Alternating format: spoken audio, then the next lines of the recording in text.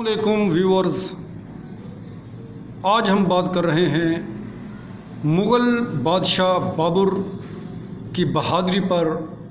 مغل بادشاہ بابر بحیثیت ایک جرنیل اس پر بات کریں گے۔ بابر ایک بہادر سپاہی اور قابل جرنیل تھا۔ اس نے کم عمری میں دشمنوں سے سینہ سپر ہو جانا سیکھا اور بعد ازاں شیبانی خان کے ساتھ معرکہ آراہ رہا۔ قسمت کے ساتھ آنکھ مچولی کھیلتی رہی، جس کی وجہ سے وہ کئی بار سمرقند اور فرغانہ میں فتح مند ہوا اور شکست کھائی، مگر اس نے صبر کا دامن ہاتھ سے نہ چھوڑا اور بالآخر 1504 میں کابل میں اپنی حکومت قائم کرنے میں کامیاب ہو گیا۔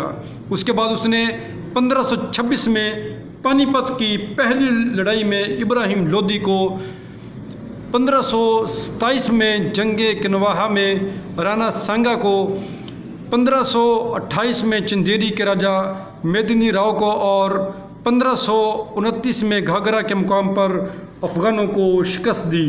یہ بات بہت حیران کن ہے کہ اس نے صرف 12,000 سپاہیوں پر مشتمل فوج کے ساتھ اپنے سے زیادہ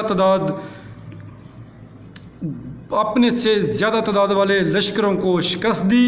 اس سے بابر کی فوجی صلاحیتوں کا اندازہ ہو جاتا ہے۔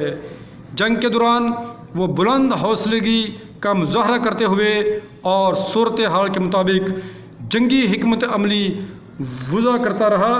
جنگ سے پہلے وہ فوج کے دونوں طرف خندقیں کھدوا کر بیل گاڑیوں کی آڑ میں اپنے توپ خانے کو محفوظ بنا لیتا تھا۔ سر ڈینیسن کے مطابق سپاہی کی حیثیت سے بابر میدان جنگ میں ایک بے خوف انسان تھا۔ جرنیل کی حیثیت سے وہ بہت بڑا جنگی ماہر تھا جو اپنے مخالف کی ہر کمزوری پر کڑی نظر رکھتا تھا۔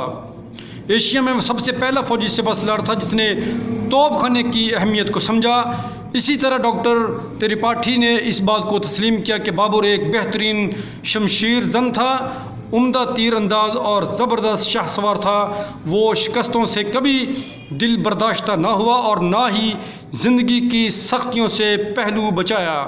اسے سرگرمیوں سے محبت تھی، سخت خطرے اور جنگ کے دوران بھی وہ ہراساں نہ ہوتا تھا۔ جنگی حکمت عملی اور ترکیبوں میں وہ اپنے ہندی اور افغان دشمنوں پر فوقیت رکھتا تھا۔